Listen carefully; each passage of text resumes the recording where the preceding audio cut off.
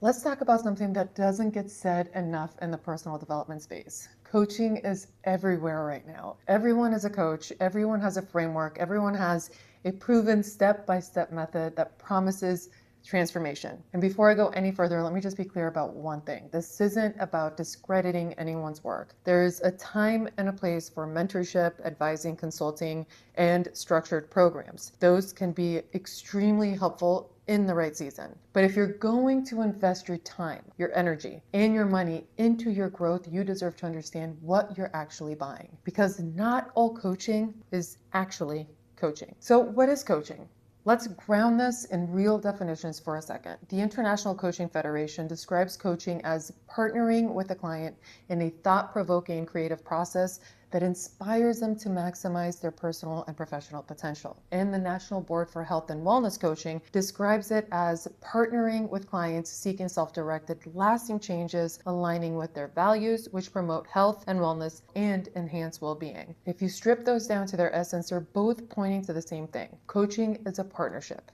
It's a client-centered process. It's not about someone standing above you telling you how to live. It's about creating the conditions where you can access your own clarity, your own alignment, and your own sustainable change. That sounds beautiful on paper, but this is where things start to separate in real life. Most of what people are sold as coaching isn't coaching. It's a process, a checklist, a roadmap, a follow these steps and your life will change, promise. And again, there's nothing inherently wrong with having steps. Sometimes that's exactly what you want. Just tell me what to do. I'm exhausted. But let's be honest about what that actually is. That's guidance, that's advising, and that's mentorship.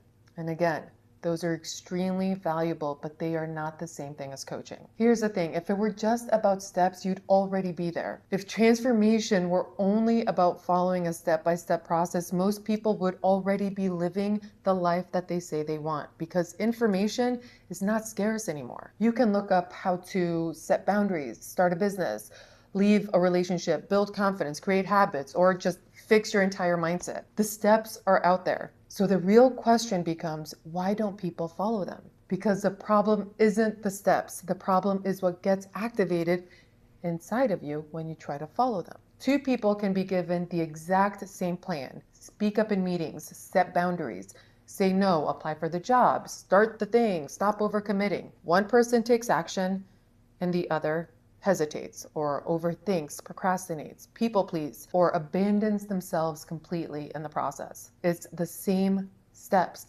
completely different outcomes. Why? Because human behavior is not driven by logic alone. It's shaped by who you believe you are, what you've lived through, the patterns you've built over time, what feels emotionally safe, and how your nervous system responds in the moment. No plug-and-play framework on its own can hold all of that for you. Proper coaching doesn't just focus on what you need to do, it focuses on what happens inside of you when you try to do it. Why you hesitate, what gets activated in that moment, what you suddenly start believing about yourself, what parts of you is trying to stay safe, and whether the action even feels aligned with who you are and what you really want. The work is not just in the strategy, the work is in your relationship to the strategy. And this is why coaching is so nuanced. One size fits all method assumes the obstacle is the task, but proper coaching recognizes that the obstacle is often the meaning someone attaches to the said task. For one person, setting a boundary feels like self-respect, and for another, it can feel like guilt, conflict, rejection, or even a threat to a connection. Again, same action, completely different internal experiences. And if you don't work with the internal experience, the strategy will not stick. You'll white knuckle it for a little bit and then slide right back into the old patterns and wonder what's wrong with you. When you look at those two definitions side by side, something interesting shows up. They're both pointing at the same core elements. There's partnership, a thought-provoking, insight-evoking process, values alignment, self-directed lasting change. So I took those elements and turned them into something more practical, something you can actually feel when you're on a coaching call. Because most people don't need another definition, they need something they can actually recognize in their body. So here's the lens. Coaching efficacy is when partnership times evoked insight times value alignment times self-directed action over consistency. Okay, this really isn't about math. It's just a simple way to name what makes coaching actually effective versus just nice to have. So let me walk you through each one of these pieces so you can better understand how each one of them work. All right, first we have partnership. This is the foundation. Coaching is collaborative. Partnership looks like psychological safety. It looks like trust and honesty. When it's there, you feel safe enough to tell the truth, even the messy, contradictory, I don't like how this sounds out loud truth. You're not trying to say the right thing. You're actually exploring. The coach feels like they're with you, not above you. You leave the session feeling seen, understood, and more honest with yourself. When partnership is missing, the dynamic completely shifts. The coach dominates the conversation, offers advice before really understanding you, or steers the conversation where things quote unquote should go. And you ultimately walk away feeling like you were talked at instead of truly met. Number 2 is evoked insight. This is the thought-provoking creative process. This is where the shift actually happens, not because someone told you what to think, but because you saw something for yourself. When evoked insight is present, you have those moments where you pause and go, I've never seen it that way before. You start to notice patterns. You connect the dots. You walk away with a perspective that genuinely changes how you experience your situation. And when it's missing, a session can feel informative but completely flat. You get advice or reminders, you understand them intellectually, but nothing really moves. It's the difference between hearing something and actually seeing it. Number 3, values alignment. This is what makes change stick. Most people don't actually struggle with taking action. They struggle with taking action on things that don't feel like theirs. When values alignment is present, things feel clearer. You move from I should do this to I actually want to live like this. Decisions feel lighter and more natural, like an extension of who you are, not something you're forcing yourself into. And when it's missing, you feel it very fast. You might follow the plan for a little while, but it doesn't land in your body. Motivation fades, doubt creeps in, and it starts to feel like you're trying to fit into something that was never built for you in the first place. All right, number 4, self-directed action. Now this is ownership. This is where coaching separates itself from advising and consulting. In real coaching, you're not being told what to do. You're choosing. When self-directed action is there, you're actively involved in creating your next step. You understand why you're taking them. The decisions feel like they belong to you. There's a sense of empowerment that builds, not because someone handed you all the answers, but because you arrived at it. And when it's missing, you'll often feel dependency forming. You wait for direction, you follow instructions, and something doesn't work, you're not sure how to adjust without someone telling you what to do next. And lastly, we have consistent. This is the exponent. This is what turns insight into identity.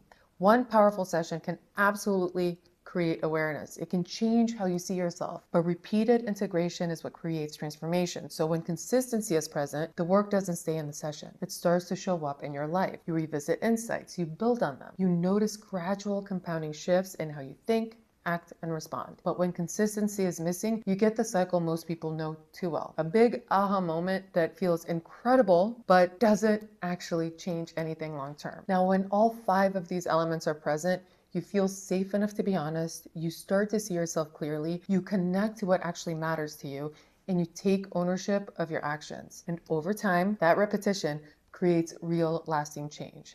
That's when coaching becomes transformational. And when any of the 5 elements aren't present, what you're probably experiencing is advice, structure, guidance, or mentorship. Again, those are super valuable. They're just not the same mechanism. Here's what you deserve to walk away with today. A step-by-step process can organize your action. Proper coaching organizes a human being taking those actions. So when you're investing in your growth, I want you to ask yourself, am I looking for someone to tell me what to do? Am I looking for someone to give me a proven roadmap? Or am I looking for someone to help me understand myself so I can create lasting change? None of these are wrong, but they are not interchangeable because most people are not suffering from a lack of information. They're suffering because no one has helped them understand why they override themselves, hesitate, overgive, stay stuck in familiar patterns, or walk away from what they actually want. And that is not solved by more steps. That is worked through with awareness, alignment, and intentional action inside a real coaching partnership. Frameworks can support transformation, but the transformation happens when a framework is skillfully applied to the complexity of a real human being. That is what coaching is. And that is what you deserve to experience when you invest in it. So if you're thinking about hiring a coach, here are 4 simple things you can quietly pay attention to when you're on a call or reading their content. First is partnership, not pedestal. Do you feel like they're with you, or are they placing themselves above you? Can you tell the truth, the messy, contradictory, the this might sound bad truth, without feeling judged or managed? If you feel like you have to impress them or say the right thing, that again is not partnership. Number 2, questions that make you see, not just do. Do they only give you tips or steps? Or do they ask questions that make you pause, notice patterns, and actually see yourself more clearly? You want to walk away feeling more honest with yourself, not just loaded up with homework. Number 3, respect for your values and your pace. Do they take the time to understand what actually matters to you? Do they work with your nervous system, your season of life, your reality? Or do they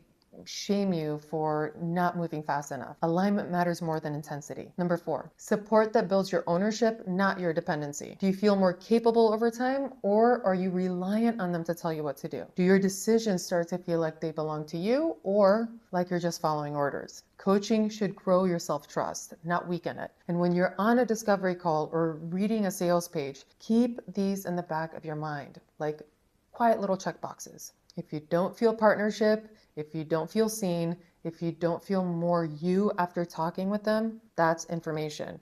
You're allowed to keep looking. You're not just investing in a framework. You're investing in the quality of the relationship that will hold your transformation. So if you're sitting with this and wondering, is coaching for me, or am I ready for this kind of work? Here's the question to carry with you. Are you more afraid of doing the work, or more afraid of staying exactly where you are? Because coaching is not going to magically erase your history, your patterns, or your nervous system. What it can do is give you an honest space to finally meet yourself without flinching. If you're someone who's willing to sit with your own complexity, who can handle a little discomfort, who wants to make choices that feel like yours instead of borrowed from someone else, then this kind of work can be an incredible ally. If you're not there yet, that's okay too. You don't owe anyone your growth on a timeline, but if you do choose to invest in a coach, do it with your eyes open. Pick someone who makes you feel more like you, not more like them. And trust that the real change is not in the framework, it's in the way you start showing up for yourself, session after session. If this brought up more questions for you, I'd love for you to drop them in the comments. What's one thing you're still wondering about coaching, or what are you actually investing in when you're hiring someone? Ask it like I'm sitting right across from you. If you found this helpful, don't forget to hit that subscribe button so you don't miss more conversations like this. And if you know someone who's been burnt by quote unquote coaching that wasn't actually coaching, send this to them. And thank you for watching. I'll see you on the next one.